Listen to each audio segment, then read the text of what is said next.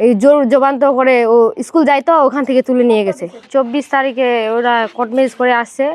আমার মামা এই বাচ্চাটাকে বিয়ে দিতে চাইছিল। এখন ও বলছে রে আমাদের তো বিয়ে হয়ে গেছে, এখন আবার ওকে কোথায় নিয়ে যাচ্ছে। তখন শালা এর পরে তারপর ওটা আবার শোনাশুনি হয়ে যাওয়ার পরে তখন শালা আমার মামা তো বোনকে হুমকি দিয়ে নিয়ে গেছে ওখানে কোর্টে, তোমার বাবাকে মেরে ফেলবো, তোমার ভাইকে মেরে ফেলবো, মুখে কাপড় চাপা দিয়ে নিয়ে চলে গেছে। এই যে ছেলেটা বিয়ে করে সাইফুল নিয়ে গেছে। নিয়ে যাওয়ার পর ওর কাছে সই নিয়ে আসা আবার বলছে তুমি যদি এগুলো বাসায় গিয়ে বলো তোমার বাবাকে মেরে ফেলবো, তোমার ভাইকে মেরে ফেলবো, তোমাকেও মেরে ফেলবো। ওর ছুরি দিয়ে হুমকি দেখাইছে। তখন মেয়ে চলে আসছে বাসায় কাউকে কিছু না বলার পর তখন একে বিয়ে দেওয়ার জন্য পাত্র খুঁজতেছে। খোঁজার পর এখন একে বিয়ে দিবে। ওই সাইফুল তখন বলছে তোমরা ওকে কোথায় নিয়ে যাচ্ছ, আমাদের তো বিয়ে হয়ে গেছে।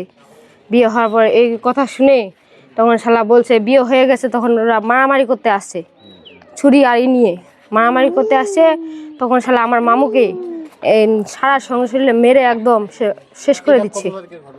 এটা হচ্ছে 24-25 তারিখের ঘটনা। 24 তারিখে তো বিয়ে হলো 25-26 তারিখের ঘটনা। আরো হ্যাঁ মারছে। এই হাঁটু অবধি একদম মেরে শেষ করে দিছে।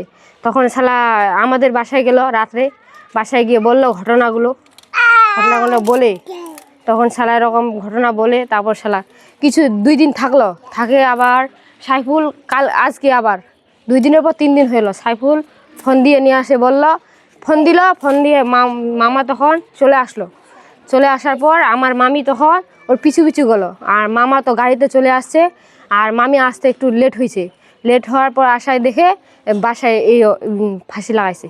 এই জোর জবান্ত করে ও স্কুল যায় তো ওখান থেকে তুলে নিয়ে গেছে। 3টা সত্য দিছে। ও বলছে তোমার বাবাকে মেরে ফেলবো, তোমার ভাইকে মেরে ফেলবো,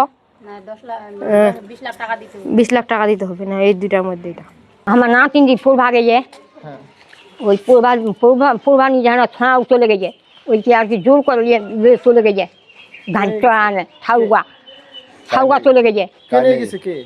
ওই ছাড়া ওই দুলাহারা সাইফুল লেগেছে।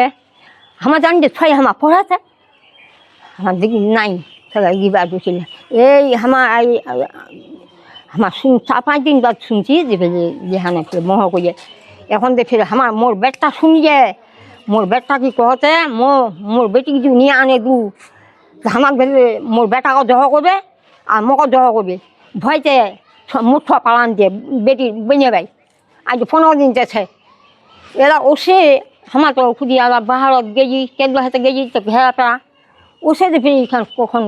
আপনি যে ঘটনাগুলো বললেন এগুলো আমরাও শুনতে পেরেছি এবং আমাদের যে ঘটনাস্থল পরিদর্শন এই আনুষঙ্গিক বিষয়গুলো আমরা আজকে পরিদর্শনকালীন সময়ে সব কিছু জানতে পারছি। আর এই বিষয়গুলো ভিকটিম পরিবার পূর্বে জানায় নাই, থানাকে অবগত করেননি। আর যেহেতু আজকে আমরা সকল বিষয় আমাদের এখন অবগত আমরা, তো আমাদের যে আইনগত ব্যবস্থা চলমান রয়েছে আর যে আসামি গ্রেপ্তারের বিষয় আপনি বললেন সেটাও আমাদের টিম কাজ করতেছে। ধন্যবাদ।